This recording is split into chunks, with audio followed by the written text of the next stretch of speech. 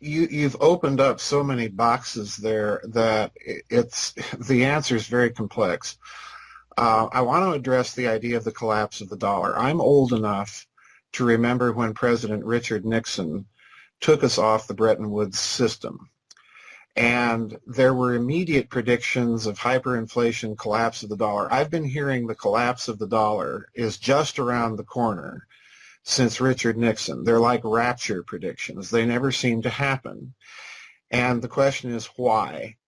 And the biggest part of the answer, you really have to read all of my books to realize the depth and scope of what I'm trying to say. But I've been arguing in several books, beginning really with a book called Covert Wars and Breakaway Civilizations, which definitely ties into the whole banking finance system that we've been living under, that at the end of World War II, President Truman took the decision, based on certain strategic necessities, to create a hidden system of finance that was based on recovered Axis loot. Loot, in other words, that we had recovered from the Japanese, from the Nazis in Europe, and used this as a hidden slush fund to fund covert operations and, much more importantly, to fund a long-term mega Manhattan project, black projects, exotic technology research that would have required trillions of dollars over several decades. In effect, what President Truman did was he created a hidden system of finance that was in the control of the intelligence communities. In other words, he put American intelligence into the international banking business, all right? And when I say a hidden system of finance, please understand, I mean genuinely, truly hidden. It's not the black budget. In other words, this is something even deeper and much more off the books and totally free of any congressional scrutiny. You have a minimum of congressional scrutiny with even the black budget.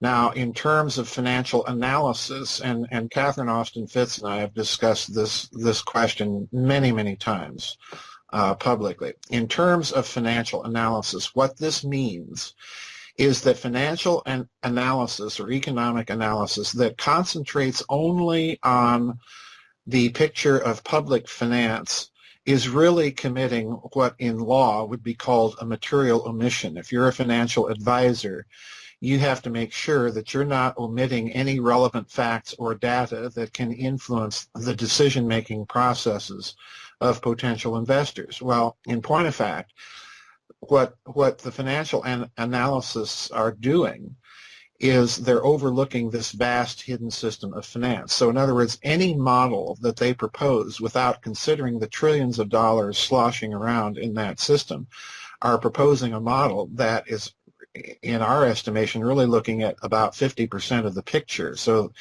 there's a huge question mark that they haven't really considered yet. So that would be my response to that problem.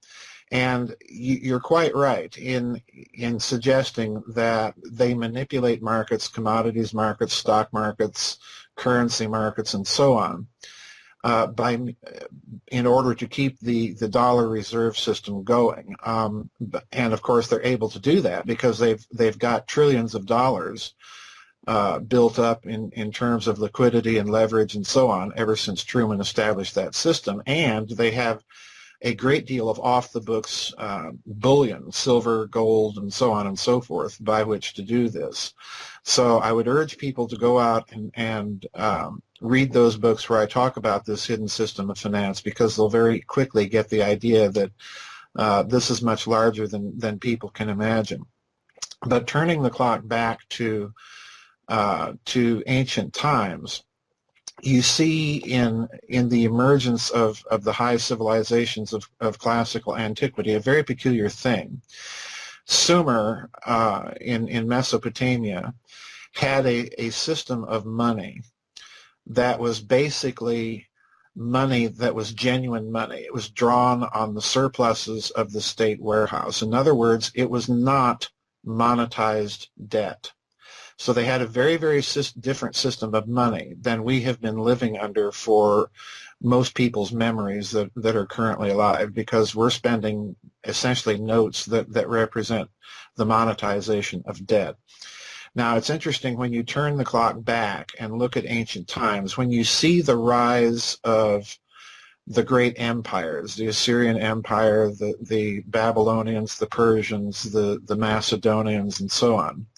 It's at the time that you see the rise of the great empires that you see the shift to bullion as a basis of money, because they're attempting to conduct international commerce far beyond the confines of a little city-state, or so on and so forth. And when you see the rise of these great bullion-based financial empires, you see something else. You have to have slaves to mine the gold to pay the armies to go conquer more slaves to mine the gold. Okay, so you're creating the bullion slavery military complex, if I can put it that way.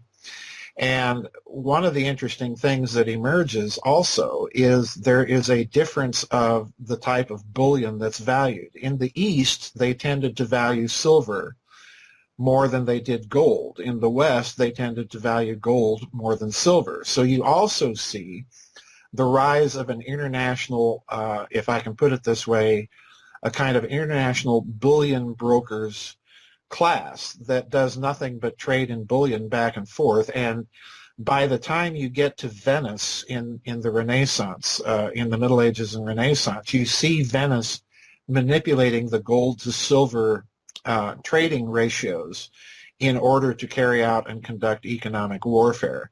So in other words, what has happened is you have a shift from an open system of finance where money is real money. It's not a monetized debt instrument. You have a shift of finance from a kind of open financial system to a very closed system where money increasingly represents debt and is based on gold and bullion, which you have to go out and conquer, people and slaves and so on to make your empire. So it becomes a vicious circle.